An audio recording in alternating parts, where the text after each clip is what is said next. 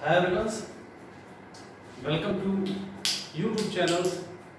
मैं तारिक आप सबका स्वागत है। आज 23 अप्रैल है और जैसा हम सब जानते हैं कि पूरी दुनिया इस समय कोरोना की गिरफ्त में है, जो कि पूरी दुनिया एक ओपन जेल बन चुकी है। लेकिन सबसे अच्छी बात यह है कि कंपटीशंस की दुनिया के जो भी खिलाड़ी हैं, जो भी कंपटीशन तैयारी कर रहे हैं, उनके लिए एक अच्छी एक उम्मीद की किरण सामने ये आई है। कमीशंस ने अपना नोटिफिकेशन जारी किया है और उस नोटिफिकेशंस 2020 का जारी कर दिया है और कहीं ना कहीं जल्दी एग्जाम होने की भी संभावना है। और नोटिफिकेशन जारी कर दिया है, लॉकडाउन 3 तारीख को खुलेगा, उसके बाद एग्जामिनेशंस की डेट देंगे। लेकिन अमूमन हम जब तक कोई एग्जाम की डेट नहीं आ जाती तब तक हम ये समझना चाहिए कि जो पहले 2020 की 21 जून को जो एग्जामिनेशंस था वही होगा, उसी के हिसाब से होगा। लेकिन 99% समझिए कि एग्जाम थोड़ा सा एक्सटेंड होगी। लेकिन फिर भी जब तक नहीं आ जाता है तो हम ये समझते हैं कि 21 जून को एग्जामिनेशंस होगा। तो इस ग्लूमी एटमॉस्फेयर्स में, एक अनसर्टेनिटी के माहौल में कहीं ना कहीं एक उम्मीद की किरण ये आई है, दिख रही है कि कमीशंस ने अपना काम शुरू कर दिया है और कंपटीशंस की दुनिया के जो भी खिलाड़ी हैं वो कहीं ना कहीं अच्छे से अपना काम करना शुरू कर रहे हैं। और इसी कड़ी में हम लोग आगे बढ़ते हैं। तो आज मैंने जैसे कहा था कि अब हम थोड़ा साइंस की क्लासेस लेंगे और जो कंपटीशन 2020 का जो फोकस रहेगा पीसीएस का और जो भी कंपटीशन एग्जामिनेशंस का है, पिछले 10-15 सालों पे हमने अमूमन ये देखा है कि इसमें 3-4 चीज़ों का फोकस बहुत ज़्यादा रहता है। एक तो साइंस, ज्योग्राफी, इन्वायरमेंट और करंट। इन 4 चीज़ों को आप अगर लेके चलेंगे, कायदे से पढ़िए, तो हम इन चीज़ों में देखेंगे कि 110 या 100 क्वेश्चन इन 4 चीज़ों में आ जाएंगे, यानी ज्योग्राफी और साइंस, टेक, इन्वायरमेंट, करंट। तो हम 4 चीजों फोकस करते हैं और आज से, और उसी कड़ी में आज हम पढ़ाने जा रहे हैं साइंस टेक्नोलॉजी की शुरुआत करने जा रहे हैं। साइंस टेक्नोलॉजी, तो आप देखिए कि पूछा जाता है कि भाई सबसे पहली बात तो ये हम लोग को मालूम होना चाहिए कि भाई साइंस है क्या। तो साइंस से बचपन से हम लोग पढ़ते आए हैं कि क्रमबद्ध और सुव्यवस्थित ज्ञान को विज्ञान कहते हैं, यानी Specific and systematic knowledge is known as a science। तो क्रमबद्ध सुव्यवस्थित ज्ञान को विज्ञान कहते हैं। तो ज्ञान और विज्ञान में अंतर क्या, पहली बात तो मालूम होना चाहिए। तो याद रखिएगा कि जो विज्ञान है, इसका मतलब हुआ, विज्ञान का मतलब हुआ सर्चिंग द रियलिटी, सत्य की खोज विज्ञान है। और फीलिंग द रियलिटी, सत्य का एहसास करना या उसकी फीलिंग महसूस करना, ये ज्ञान है। जैसे किसी बल्ब की खोज जो हुई, ये विज्ञान है। लेकिन बल्ब जब जलाया जाता है तो उसकी जो रोशनी होती है उससे हमें कोई चीज का फीलिंग होती है, तो वो ज्ञान है। इसका मतलब हुआ कि searching the reality is known as a science, but feeling the reality is known as a knowledge. ठीक, तो ये नॉर्मल चीज हुई। लेकिन अब हम देखते हैं, मुद्दा ये है, specific and systematic knowledge is known as science and science can be divided into 2 type. Science को 2 भागों में बांटते हैं, एक रियल साइंस या प्योर साइंस, दूसरा इसको हिंदी में सत्य विज्ञान कहा जाता है, दूसरा सीडो साइंस। सीडो साइंस का मतलब एक छद्म साइंस। तो अब सवाल उठता है कि भाई सत्य विज्ञान और छद्म विज्ञान में क्या डिफरेंस है? It mean real science and pseudo science में डिफरेंस क्या है? तो अब देखिए, real science is based on theory, यानी जो सत्य विज्ञान है वो थ्योरी के बुनियाद पर होता है। और सीडो साइंस ये पैराडिग्म्स के बेस पर होता है, यानी अवधारणाओं के बेस होता है। अब सवाल उठता है कि साहब थ्योरी क्या है और पैराडिग्म्स क्या है? तो देखिए, थ्योरी का मतलब हुआ अनचेंज रियलिटी, यानी ऐसी सच्चाई जो पर्सन, समय और टाइम, प्लेस और पर्सन के हिसाब से बदलता नहीं है। इसका मतलब हुआ कि रियल साइंस वो है जो समय, जगह और पर्सन टू पर्सन यानी मनुष्य के हिसाब से बदलता नहीं है, वो जहां भी है एज ए फिक्स रहता है। जैसे पहला देखिए, पहला एग्जांपल लेते हैं रियल साइंस क्या है। जैसे आपने देखा होगा कि प्राचीन काल में जब भी कोई चीज, कोई गेंद है, लोग जब ऊपर फेंकते होंगे तो गेंद हमेशा क्या होती होगी, नीचे आती होगी। और 16वीं शताब्दी में भी जब लोगों ने गेंद को ऊपर फेंका होगा तो गेंद वो भी नीचे आई होगी। और जब आज भी हम लोग अगर कोई चीज ऊपर फेंकते हैं तो वो नीचे आएगी। और आने फ्यूचर में भी जब लोग ऊपर कोई गेंद फेंकेंगे तो नीचे ही चीज आएगी, या कोई फल है जब पेड़ से है तो नीचे ही गिरेगा। इसका मतलब हुआ कि जो ग्रेविटेशनल गुरुत्वाकर्षण का नियम है वो प्राचीन काल में भी वैसे ही था, मेडिवल में भी वही था और आज भी वही है और कल भी ऐसा ही रहेगा। इसका मतलब हुआ कि समय के हिसाब से वो नहीं बदला, इट मीन वो, क्योंकि वो थ्योरी के बेस पर है। दूसरी बात देख लीजिए, अगर मैं कोई गेंद को ऊपर फेंकूं या आप ऊपर कोई गेंद फेंकें तो सभी गेंद क्या होगी, नीचे आएगी। इसका मतलब हुआ कि पर्सन के बदल जाने से भी ये रियलिटी चेंज नहीं होती है। It's mean the real science doesn't change with the time and individual and also place. इसका मतलब हुआ ना तो समय, ना तो पर्सन, ना परिस्थितियों के पे कभी नहीं बदलता। यानी ग्रेविटेशनल फोर्स का है, ग्रेविटेशनल का जो नियम है जो पहले था वो कल रहेगा, वो आज भी वैसे ही है। समय के उस पर नहीं बदला, चाहे मैं फेंकूं चाहे कोई दूसरा फेंके, वो ग्रेविटेशनल का नियम नीचे ही जो कहता है चीज नीचे गिरेगी। इसका मतलब हुआ ना तो वो समय के हिसाब से बदला, ना पर्सन के हिसाब से बदला, ना टाइम के हिसाब से। उसी तरह कोई भी अगर आप साइंस का जो नियम है, जो रियल साइंस का पार्ट है, चाहे आर्किमिडीज प्रिंसिपल ले लीजिए। आर्किमिडीज प्रिंसिपल, जो प्रिंसिपल कहता है आज वही चीज पहले भी होता रहा होगा, आज भी होता है, कल भी होता रहेगा। ह्यूमन एनाटॉमी ले लीजिए, भी जैसा आज ह्यूमन बीइंग चाहे अमेरिका का, उसका भी जो इंटरनल ऑर्गन है वैसे ही था, आज भी उसका वैसे ही रहेगा, कल भी वैसे रहेगा। अब देखिए सीडो साइंस, मैंने कहा इट्स बेस्ड ऑन पैराडिग्म, ये अवधारणाओं की बुनियाद पर होता है। इस साइंस में की क्वालिटी क्या होती है, ये चेंज रियलिटी, ये समय, टाइम यानी समय, पर्सन और प्लेस के यानी जगह के बदलने से ये साइंस बदलता है। सीडो साइंस में सारे सोशल साइंसेस आ जाएंगे, सामाजिक विज्ञान आ जाएगा। सामाजिक विज्ञान का जैसे हमने लिया पॉलिटी ले लीजिए। आप बताइए, पॉलिटी में कॉन्स्टिट्यूशंस है, अमेरिका का भी कॉन्स्टिट्यूशंस है, यूनाइटेड स्टेट यूके का कॉन्स्टिट्यूशंस है, इंडिया का कॉन्स्टिट्यूशंस है, न्यूजीलैंड का कॉन्स्टिट्यूशंस है, या किसी और कंट्री का कॉन्स्टिट्यूशंस है। क्या सबका कॉन्स्टिट्यूशन एक है? नहीं। यानी अमेरिका की कॉन्स्टिट्यूशंस अलग बात कह रहा है, इंडिया की अलग है, यूके का अलग है, क्योंकि ये अलग अलग समय पर अलग अलग जगहों के हिसाब से, प्लेस के हिसाब से बदलता रहता है।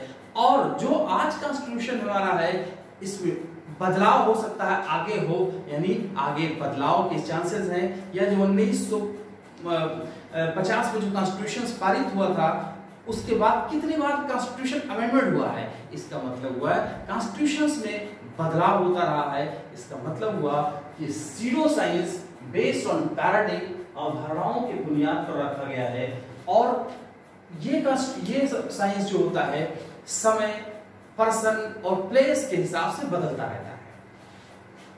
दूसरा लीजिए इकोनॉमी ले लीजिए। इकोनॉमी में एक कॉन्सेप्ट है ग्लोबलाइजेशंस, यानी भूमंडलीकरण। इसमें एलपीजी, लिबरलाइजेशन, प्राइवेटाइजेशन, ग्लोबलाइजेशन। ये इकोनॉमी का जो कॉन्सेप्ट है, ग्लोबलाइजेशन का कॉन्सेप्ट है, एलपीजी का जो कॉन्सेप्ट है, अमेरिका में इसका इंपैक्ट कुछ और होगा, यूके में कुछ और होगा, यूरोप में कुछ और होगा, इंडिया में कुछ और होगा, डेवलपिंग कंट्रीज में कुछ और होगा। इसका मतलब हुआ कि ये साइंस यानी ये इकोनॉमिक साइंस जो है वो समय के हिसाब से और प्लेस के हिसाब से अलग अलग होता है।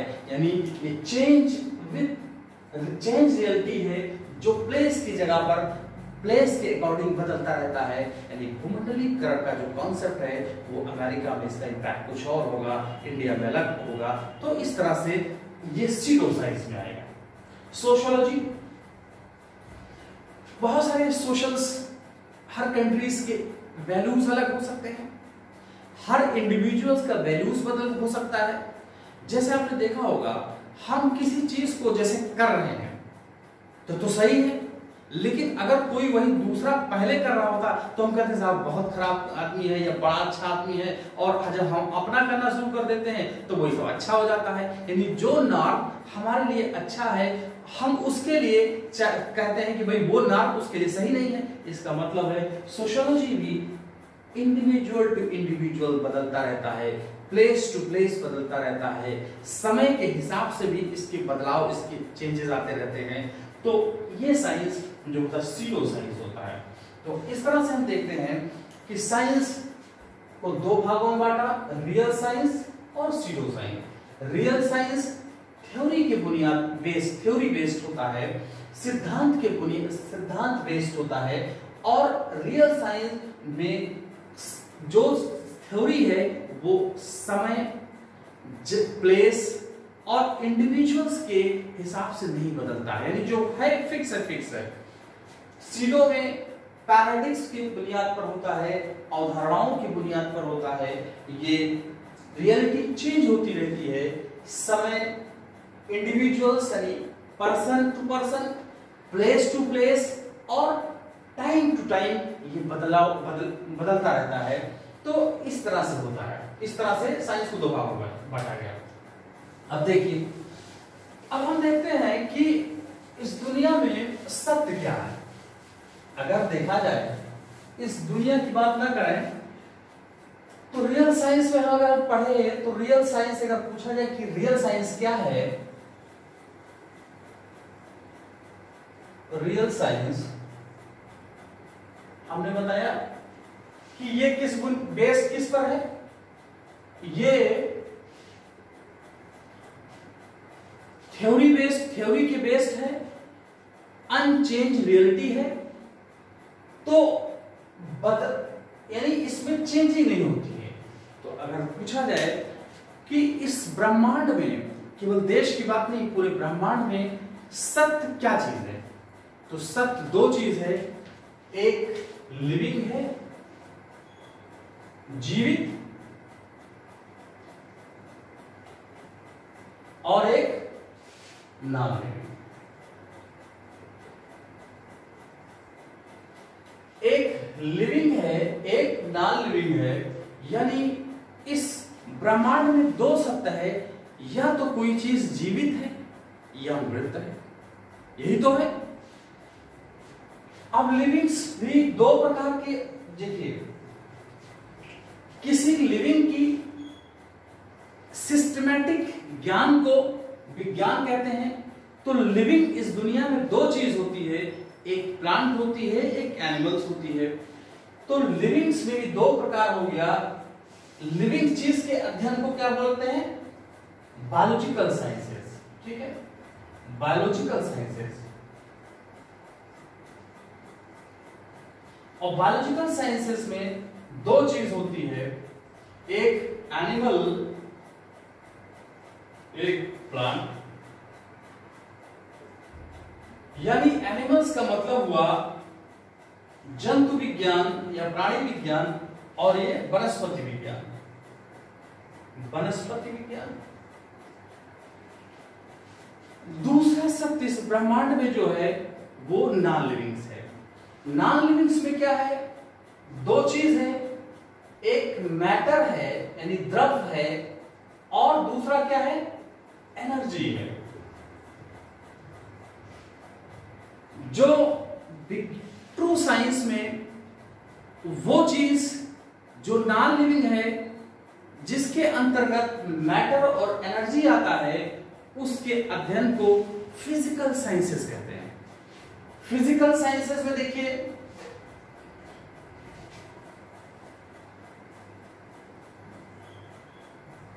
फिजिकल साइंसेस में दो चीज है, इसको हटा देते हैं। एक केमिस्ट्री, एक फिजिक्स।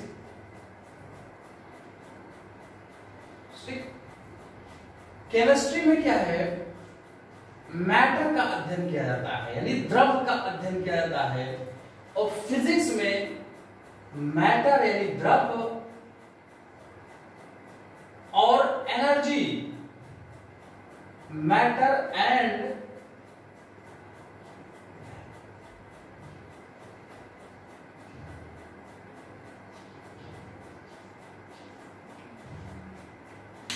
फिजिक्स में मैटर और एनर्जी के इंटरेक्शंस जो होता है उसका अध्ययन फिजिक्स में किया जाता है। तो आप देख रहे हैं कि रियल साइंस थ्योरी के बुनियाद पर है, सिद्धांतों की बुनियाद पर है। ये दो भागों में बांटा गया, लिविंग्स और नॉन लिविंग्स। इस ब्रह्मांड में दो ही चीज सत्य है, एक लिविंग और एक नॉन लिविंग। लिविंग जो है उसमें दो बायोलॉजिकल साइंसेस आता है, और बायोलॉजिकल साइंसेस में दो भाग हो गए, एक एनिमल्स, एक प्लांट्स। एनिमल के अध्ययन को जूलॉजी कहते हैं,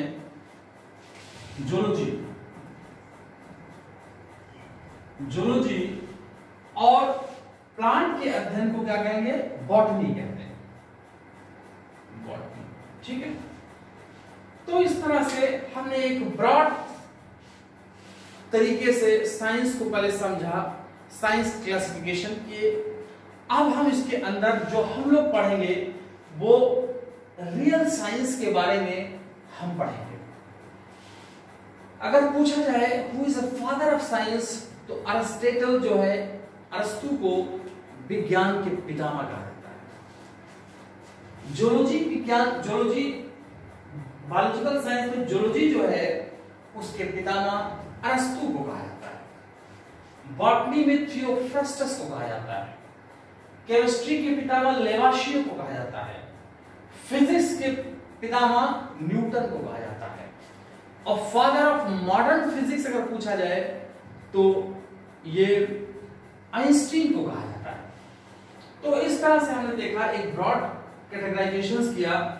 अब जो हम लोग पढ़ेंगे वो सिस्टमैटिकली बायोलॉजिकल साइंसेस से शुरू करेंगे, जो आपको UPSC, UPPCS, other provincial examinations, one day examinations में जो भी एग्जामिनेशन में आता है, क्या क्या चीज कहां से आता है, बहुत सिस्टमैटिक हम लोग पढ़ेंगे और एक क्वेश्चन बाहर नहीं जाएगा। ठीक है, तो देखिए बायोलॉजिकल साइंसेस को पढ़ेंगे, फिर फिजिकल साइंसेस पढ़ेंगे। ये रियल साइंस है। रियल साइंस का जो रोजमर्रा की लाइफ में, ह्यूमंस बीइंग के लाइफ में जो एप्लीकेशंस है, यही टेक्नोलॉजी कहा जाता है। तो साइंस और टेक्नोलॉजी हम लोग पढ़ेंगे। जैसे हम लोग एक फिजिक्स का एक थ्योरी है, उस थ्योरी के बुनियाद पर लाइट भी जलती है, उस थ्योरी के बुनियाद पर पंखा भी चलता है, उस थ्योरी के बुनियाद पर एसी चलता है। तो इस फिजिक्स की थ्योरी का एप्लीकेशंस मनुष्य के रोजमर्रा की लाइफ में जो उसका एप्लीकेशंस है वही टेक्नोलॉजी होता है। तो ज्यादातर अमूमन जो क्वेश्चंस पूछे जाते हैं, खासकर कमीशंस में, वनडे एग्जामिनेशंस में, तो वो केवल रियल साइंस के थ्योरी बेस्ड होता है। लेकिन अब चूंकि कमीशन भी बहुत डायनेमिक हो रहा है, वो अप्लाइड फॉर्म भी पूछता है, यानी टेक भी पूछता है। लेकिन यूपीएससी यानी आईएएस जो पूछता है वो मोस्टली टेक्नोलॉजी पर फोकस रखता है। तो अब हम लोग एक एक करके बहुत सिस्टमैटिकली पढ़ेंगे जो आपको एग्जामिनेशन में मिलेगा। ठीक है, थैंक यू। अब इसके बाद फिर हम दूसरी वीडियो थोड़ी देर बनाते हैं। ठीक, थैंक यू।